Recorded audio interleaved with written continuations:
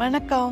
என் பேர் ஜெயலக்ஷ்மி. நான் இப்போ சென்னையில் இருக்கேன். நான் என் வாழ்நாள் பூரா என் ஃபேமிலிக்காகவே டைம் ஸ்பெண்ட் பண்ணிட்டு இருந்தேன். டிப்பிக்கல் ஹவுஸ் ஒய்ஃபாக இருந்து என் ஃபேமிலியோட சந்தோஷம் தான் பெருசு, எங்கள் வீட்டு கடமைகள் தான் பெருசுன்னே இருந்துட்டேன். என் பொண்ணு யுஎஸில் இருக்கா. ஒரு நாள் அவள் பேசிகிட்டு இருந்த போது வேதாந்தா பற்றி என்கிட்ட சொன்னான்.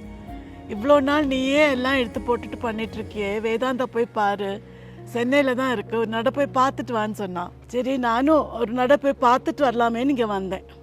முதல்ல எனக்கு விருப்பமே இல்லை. எனக்கு என் வீட்டிலேயே இருந்து அப்படியே பழக்கமாயிடுத்தோ. சரி, அவள் தான் ரொம்ப சொல்லிட்டு இருக்காளேன்னு வந்து பார்த்தேன். இங்கே வந்து பார்த்த உடனே எனக்கு ரொம்ப பிடிச்சது எதுன்னா இங்கே ஸ்டாஃப் தான்.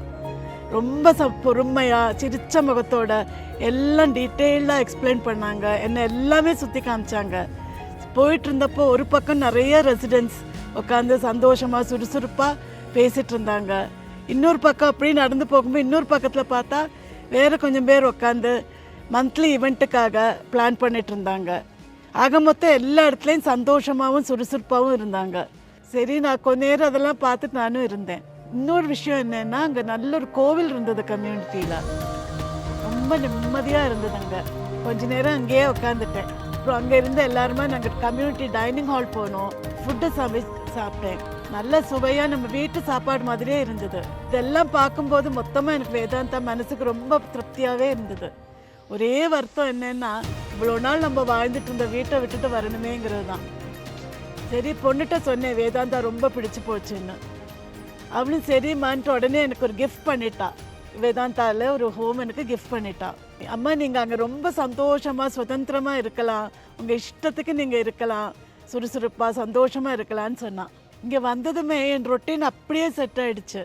டெய்லி கோவில் போகிறது, அப்புறம் அங்கேருந்து கம்யூனிட்டி ஹாலில் போய் வீட்டு சாப்பாடு மாதிரி 3 நேரம் சாப்பிட்றது, எல்லோரும் பார்ட்டிசிபேட் பண்ணும்படியாக நிறைய ஈவெண்ட்ஸு எல்லாமே ரொம்ப நேச்சுரலாக இருக்குது.